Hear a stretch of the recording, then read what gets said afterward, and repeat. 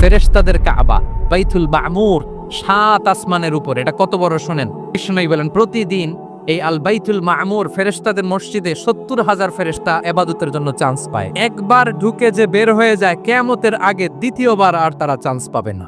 ওইটা শেষ। এরপরে সিদরাতুল মুনতাহা, সীমান্ত বৃক্ষ, এটা আরো বড়। ফেরেশতাদের জ্ঞান সীমানা ওইখানেই শেষ।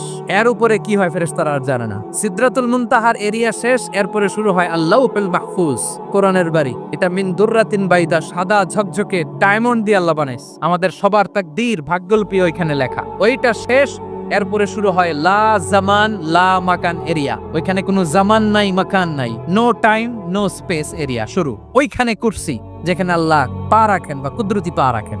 বড় রাজা বাদশারা সিংহাসনে বসে পা রাখে একটা টেবিলের উপর, শাহী টেবিল, ওইটার নাম কুরসি। আল্লাহ বলে ওয়াসিআ কুরসিয়ুহুস সামাওয়াত ওয়াল আরদ। আল্লাহর এই কুরসিটা এতক্ষণ যা বললাম এই সবগুলার চাইতে